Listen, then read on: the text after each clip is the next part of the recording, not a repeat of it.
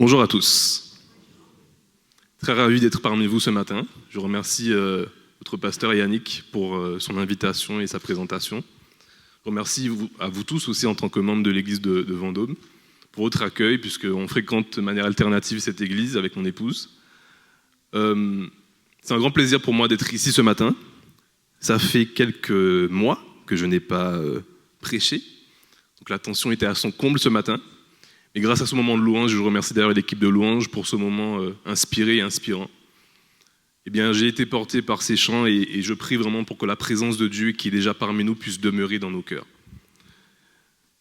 Prions ensemble. Père éternel, nous avons besoin de toi. Nous avons besoin de ta parole ce matin. Nous avons besoin que ton souffle puisse parler à nos cœurs, Seigneur. Alors ouvre nos cœurs à ta présence. Ouvre nos cœurs à ton esprit, Seigneur, afin que chaque parole qui sera prononcée puisse être des paroles de vie. Je prie pour que chaque personne ici présente puisse ressortir avec une parole qui l'édifie, qui la fait grandir, qui la fait mûrir avec toi. Ce sont les grâces que je t'ai demandées au nom de Jésus, ton Fils, et pour ta gloire. Amen. Marcus était né libre dans une petite province de Tarse, au nord de la Grèce. Mais tout changea le jour où sa ville fut conquise par la légion romaine. Il avait à peine 12 ans, lorsque lui et sa famille furent capturés et emmenés comme prisonniers de guerre. Séparés des siens, il fut vendu sur un marché d'esclaves à Rome, où il devint la propriété d'un riche sénateur du nom de Lucius. À Rome, Marcus était affecté aux travaux domestiques dans la villa de Lucius. Chaque matin avant l'aube, il devait balayer les cours, allumer les torches et préparer le bain de son maître. Malgré ses efforts, il subissait souvent des punitions pour des erreurs mineures. Il était constamment surveillé et n'avait aucune liberté, si ce n'était que de suivre les ordres. Mais un jour, la chance de Marcus changea. Lucius remarqua que le jeune esclave avait un talent pour la lecture et l'écriture, rare parmi les esclaves. Il décida de l'éduquer pour en faire son secrétaire personnel. Marcus apprit à rédiger des lettres, à tenir les comptes de la maison et à accompagner Lucius dans les affaires. Même en tant qu'esclave, ses compétences lui offraient une vie meilleure que celle des esclaves travaillant dans les champs ou les mines. Au fil des années, Marcus gagna la confiance de Lucius et, à l'âge de 30 ans, après des années de loyaux services, son maître le libéra. Il devint alors un affranchi, un homme libre, bien qu'il restât toujours lié à son ancien maître, selon la loi romaine. Désormais libre, Marcus pouvait enfin aspirer à une vie indépendante, mais l'ombre de l'esclavage ne quitta jamais son esprit. L'histoire que j'ai pris le temps de vous lire pour ne pas trahir la pensée de l'auteur, c'est une histoire qui pourrait ressembler à celle de bon nombre d'esclaves sous l'Empire romain. Effectivement, l'esclavage, c'est un fait social, une réalité qui existe dans toutes les civilisations. C'est vrai que l'Occident a quand même largement contribué à ce palmarès et qui date depuis très longtemps. Mais on remarque effectivement que dans l'Empire romain, il y avait une classification qui avait été faite entre plusieurs esclaves, plusieurs types d'esclaves qui avaient des rôles différents. Et effectivement, on trouvait, comme je viens de le dire, différentes catégories d'esclaves. Des esclaves domestiques, des esclaves agricoles et industriels, des esclaves publics, mais aussi des gladiateurs. Parce que oui, en effet, les gladiateurs qu'on voit dans des films et tout ça sont aussi des personnes qui sont réduites en esclavage. Il y a un élément qui est aussi intéressant, c'est que ces personnes qui ont été réduites en esclavage, eh bien, elles venaient de différentes civilisations, de différentes cultures, de différentes contrées qui avaient été conquises, ou du moins, on pourrait parler de colonisées, d'appropriées par justement l'Empire romain. Et ces esclaves, effectivement, perdaient toute forme d'identité, toute forme de dignité, toute forme de caractéristiques humaines, puisqu'en effet, l'esclave était considéré comme un bien meuble, tout comme l'était le bœuf qui était un simple outil agricole. L'esclavage n'était pas pour autant une condition permanente, puisqu'en effet, par le biais de différentes procédures, il était possible de quitter son statut d'esclave. C'est ce qu'on appelle l'affranchissement. Mais le problème de l'affranchissement, c'est que même si je suis affranchi, de mon statut d'esclave, je me retrouve malgré tout considéré comme étant inférieur à l'être humain lambda. Je reste quand même d'un statut qui n'est pas le même que le reste de la population. Et donc, effectivement, dans le texte qui a été lu par Eden, je crois, eh bien, Jésus va s'adresser à ses disciples dans un contexte qui est pétri justement par ce type d'esclavage. Lorsque Jésus va s'adresser aux disciples, ils savent précisément de quoi il est en train de parler. Ils connaissent le contexte. Ils subissent peut-être même une forme d'esclavage, une forme de discrimination parce qu'effectivement, à l'époque, Jérusalem était conquise par l'Empire romain et ils avaient une forme d'autorité et d'oppression qu'ils exerçaient par différents moyens. Alors il y avait un mode de vie, il y avait la possibilité d'avoir une famille, mais il y avait toujours cette oppression qui était permanente. Et lorsque Jésus s'adresse à ses disciples, il y a tout ce contexte derrière qu'ils ne peuvent ignorer. Et je vais juste vous relire effectivement ce texte, dans une version un peu différente, la version Nouvelle Bible Second. Jean 15, versets 15 à 16. Jean chapitre 15, versets 15 à 16. Ces deux versets vont guider notre réflexion ce matin et je prie vraiment pour que l'Esprit de Dieu puisse nous parler. Je ne vous appelle plus esclave. Dans votre version, vous avez certainement serviteur. C'est le même mot en grec. Parce que l'esclave ne sait pas ce que fait son maître. Je vous ai appelé ami parce que je vous ai fait connaître tout ce que j'ai entendu de mon Père.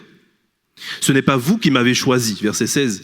C'est moi qui vous ai choisi et institué pour que vous alliez, que vous portiez du fruit et que votre fruit demeure, afin que le Père vous donne tout ce que vous lui demanderez en mon nom. Jésus reconnaît et est conscient de cette réalité culturelle. Mais là, dans ce texte, il y a quelque chose qui est surprenant parce qu'en fait, on voit que Jésus vient poser un nouveau rapport de relation entre ses disciples et lui qui est habituellement considéré comme le maître. Souvent dans la Bible, on voit des récits où on appelle Jésus rabbi, on l'appelle maître.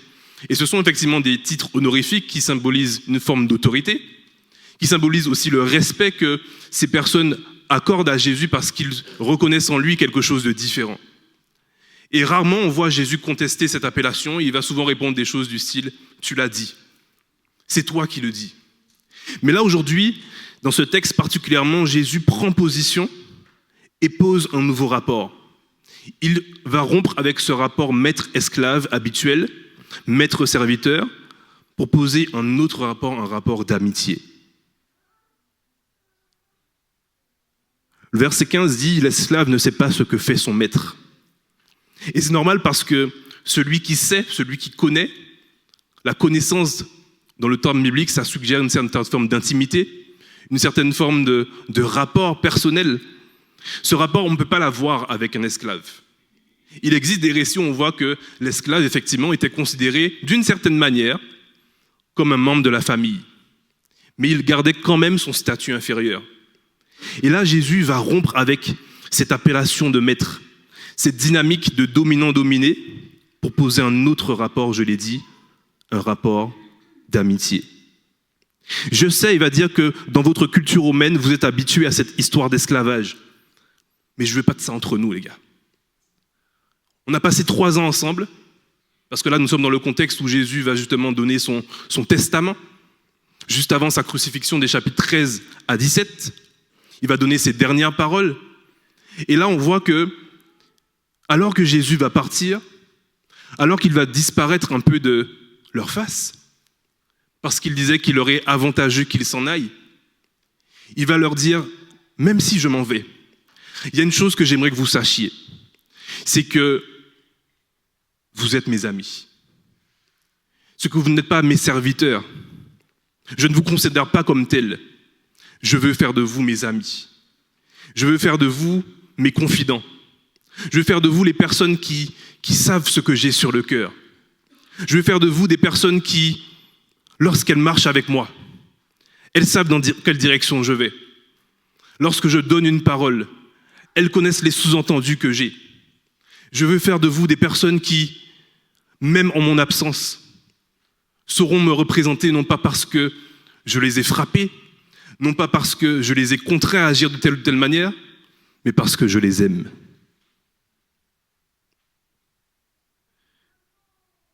Ce que les disciples entendent ce jour-là, et c'est ce qu'exprime le verset 16, ce n'est pas toi qui m'as choisi, c'est moi qui t'ai choisi. Et je t'ai institué pour que toi, tu ailles, pour que toi, tu partes, pour que toi, tu vives et que tu portes du fruit et que ton fruit demeure.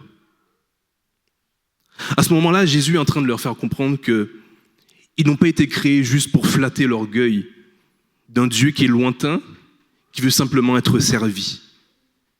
Ils ont été créés pour la liberté, la prospérité, pour que leurs traces restent sur terre, non pas comme des personnes qui sont oubliées, non pas comme des personnes qui ne sont que des esclaves, mais comme des personnes qui ont de la valeur et qui sont reconnues de Dieu. C'est difficile de recevoir une telle déclaration lorsqu'on a grandi dans un contexte comme ces disciples qui se sont toujours sentis rabaissés, se sont toujours sentis diminués, se sont toujours sentis humiliés. C'est difficile de recevoir une telle phrase, une telle déclaration lorsque on vit dans une société où notre valeur est limitée à ce que l'on fait, à ce que l'on donne, à ce que l'on peut produire, aux résultats que l'on peut obtenir. Certains d'entre vous et d'entre nous aussi ont grandi dans des familles où il y avait des préférences entre les frères et sœurs.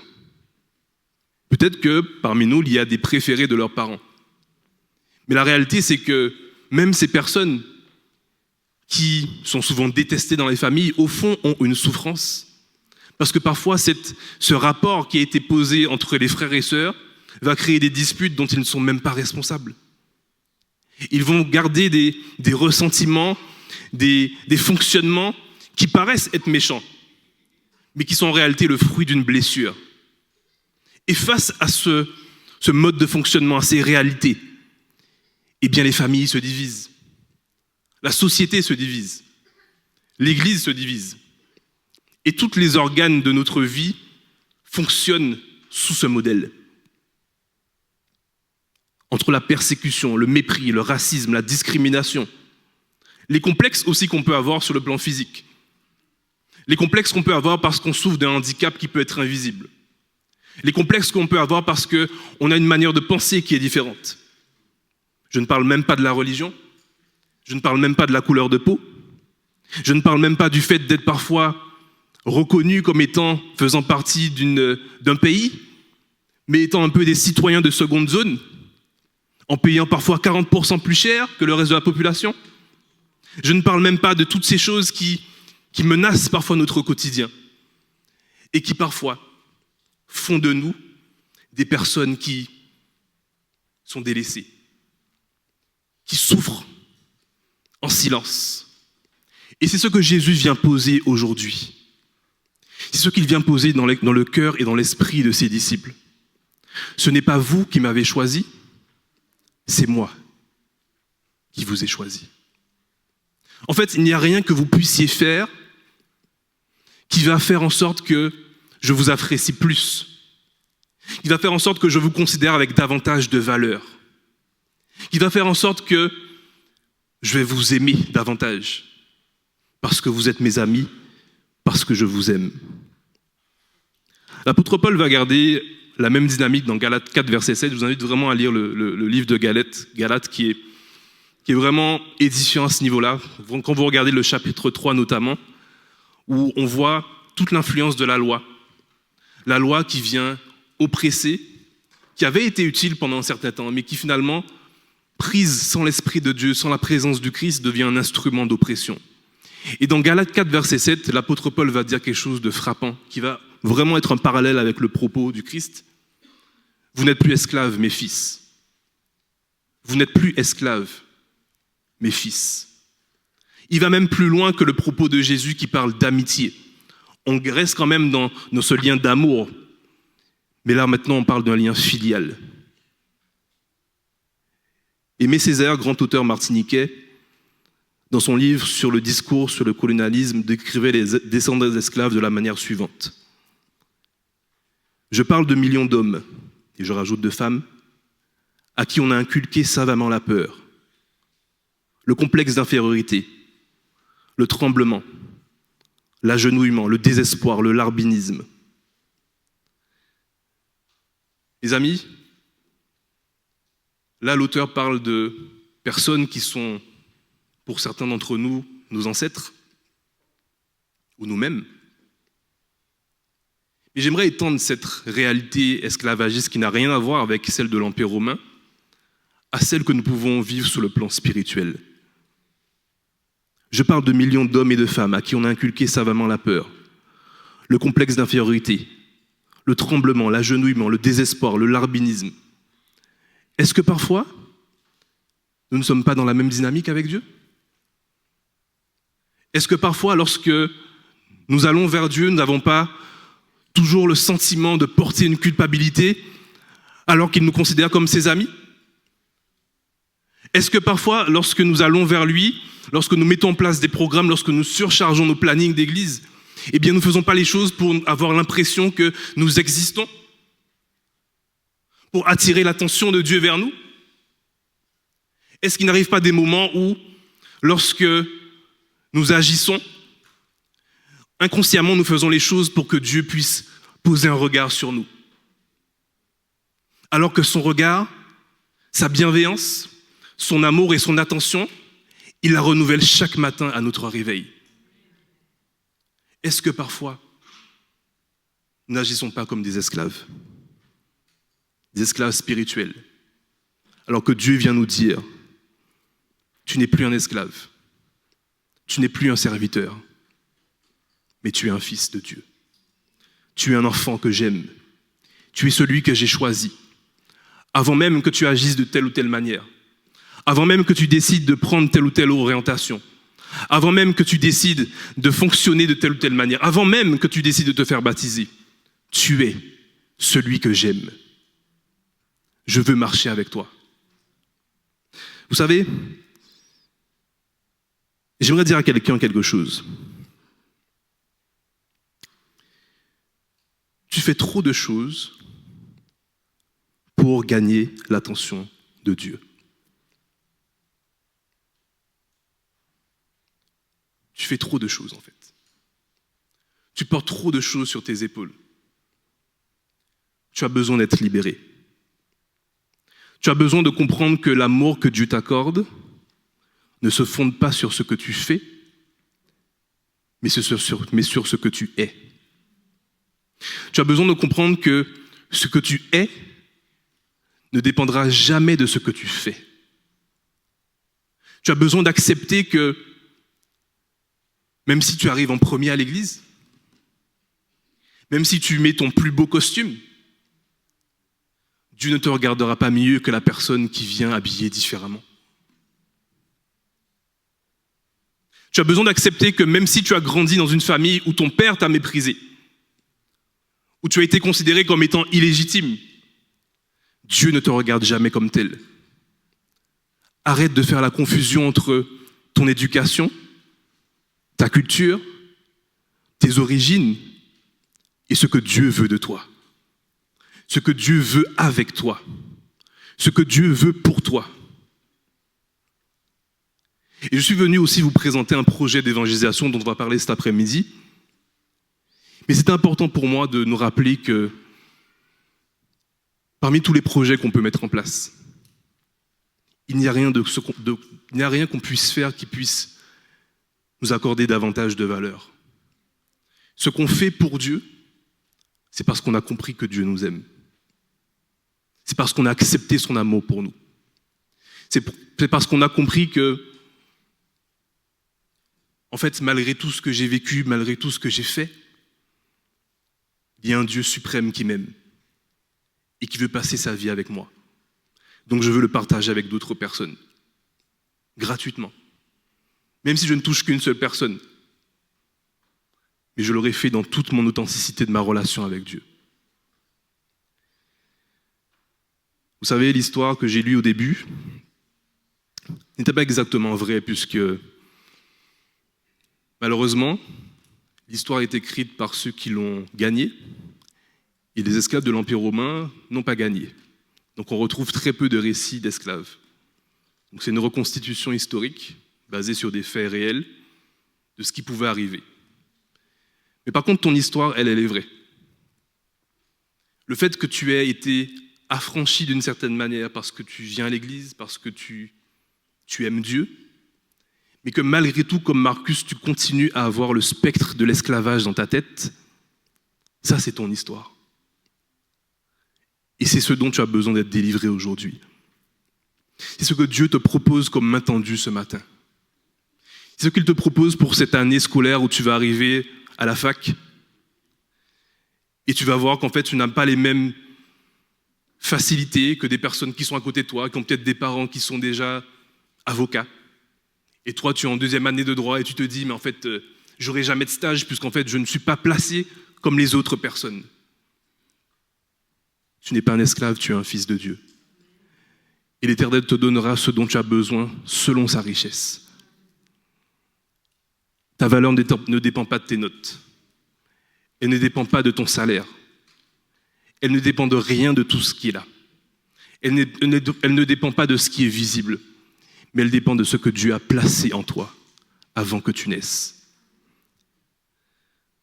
Je n'irai pas plus loin ce matin parce que je crois que l'essentiel a été dit. Je veux quand même vous inviter à prier ensemble. Parce que je crois que ce matin, au-delà des mots que nous pouvons dire, prononcer, l'Esprit de Dieu a besoin d'opérer un travail d'émancipation, de libération, de délivrance dans le cœur de personnes qui vivent encore sous l'esclavage spirituel. Il y a des personnes qui, dans leur vie, luttent encore et encore, qui commettent des choses dont elles ont honte. Et cette honte vient alimenter un manque d'estime de soi. Et le sentiment, la conviction même que Dieu ne les aime pas. Dieu vient te dire ce matin, tu n'es pas un esclave, tu es un fils, tu es une fille, tu es un ami, je te considère, je t'aime, je t'accompagne, je te pardonne, je te restaure, je t'apprécie tel que tu es et je te soutiens. Dieu veut libérer quelqu'un ce matin. Et même si c'est pour une personne, ça commence déjà par moi. Parce que moi qui me trouve ici devant vous, eh bien je lutte contre plein de pensées, plein de situations, plein de choses qui pourraient me faire penser que je n'ai rien à faire devant vous. Pourquoi moi qui dois parler? Dieu te dit ce matin, tu n'es pas un esclave, tu es un fils, tu es une fille, tu es l'enfant que j'aime. Si vous voulez bien, on peut se mettre debout et on va prier ensemble.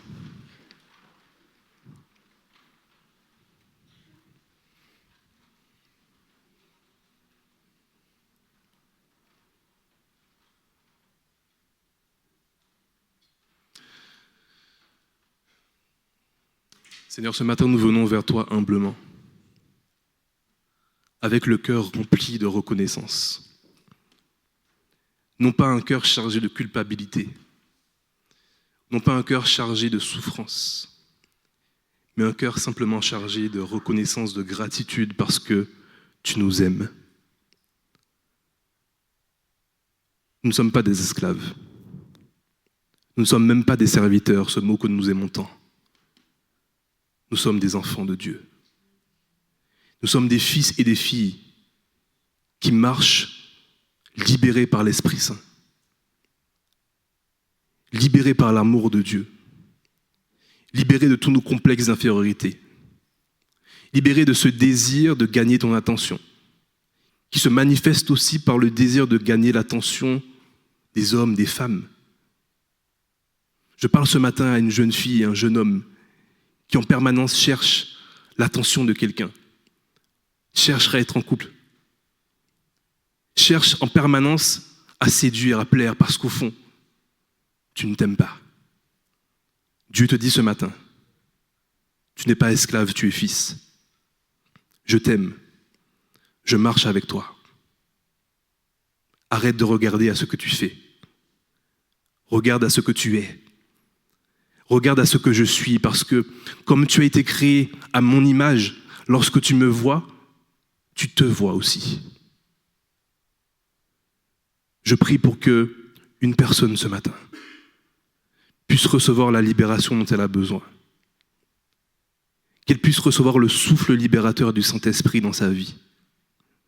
Et qu'aucune action d'église, aucune initiative qu'elle fasse, qu'elle ne le fasse en pensant que ça lui permettra d'être mieux vu par Dieu, mais qu'elle le fasse de l'abondance de son cœur rempli de l'amour que Dieu lui a placé. Père éternel, remplis-nous de ta présence. Nous avons besoin de ta présence plus que de tes mots parfois. Nous avons besoin de te ressentir à côté de nous, Seigneur. Nous avons besoin que tu sois là dans notre chambre lorsque nous sommes seuls parfois. Dans cette chambre de Crous ou ailleurs, où nous sommes déprimés, où nous demandons pourquoi nous avons quitté notre famille pour venir jusqu'ici et souffrir, se taper des notes qui ne sont pas correctes, avoir l'impression d'être seul partout, devoir faire semblant le samedi lorsqu'on marche à l'église. Je prie pour que cette personne puisse être visitée dans le nom de Jésus ce matin et que la présence de Dieu puisse l'accompagner. Je prie également pour cette église, qu'elle reçoive la paix dont elle a besoin, qu'elle reçoive la vie dont elle a besoin, qu'elle reçoive l'unité par le Saint-Esprit dont elle a besoin, qu'elle reçoive l'amour qui vient du Père et qui est manifesté par Jésus-Christ. Que toutes ces choses puissent être rendues visibles cette année dans le nom de Jésus. Que ta paix et ta grâce soient avec nous, Seigneur. Merci pour ta présence. Amen.